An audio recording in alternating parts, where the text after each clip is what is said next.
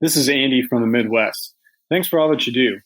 I was reading one of your older blog posts about I-bonds, and I was wondering, since your taxable account has grown considerably, if conditions had changed where you thought maybe I-bonds would be something that was more attractive than it used to be in your current situation.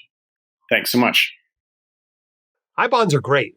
They're particularly good right now. They're paying 3.54%, which is really good, right? Remember, I-bonds have both a fixed component as well as an inflation index component.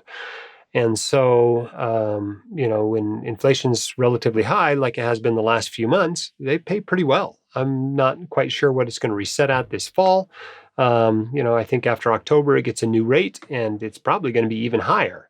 So I don't have a problem with I-bonds. I-bonds are great. They're a very safe investment. For some people, they're a component of your emergency fund. I like inflation-linked bonds for part of my bond portfolio. I've used TIPS over the years, but I've never really used I-bonds.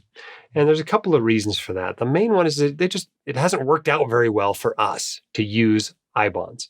They're a little bit of a pain to buy, right? You can buy some of them for each spouse, and you have to buy some. If you want to buy as much as you can, you have to actually pay a little extra on your taxes, and you can buy a little more with your tax refund.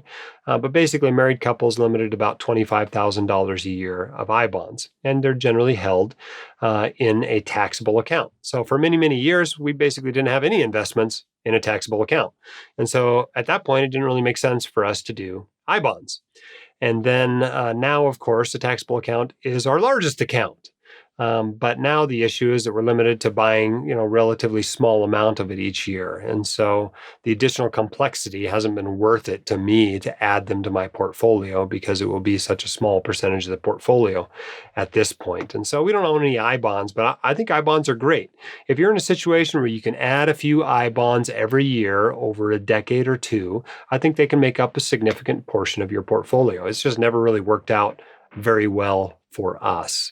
But there are times when I-bonds are a pretty darn good investment. I remember there's a time back in about 2000 when the fixed portion alone on I-bonds was 3 or 4%.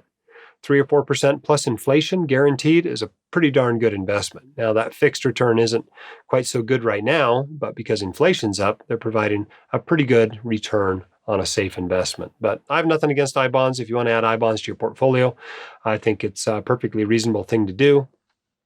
But it only works out for a certain number of people. And of course, there's a little bit of a hassle buying them, but not against them by any means. If you want your questions answered by the White Coat Investor, record your question at whitecoatinvestor.com/YQA or click the link in the description. My dad, your host, Dr. Dolly, is a practicing emergency physician, blogger, author, and podcaster. He is not a licensed accountant, attorney, or financial advisor.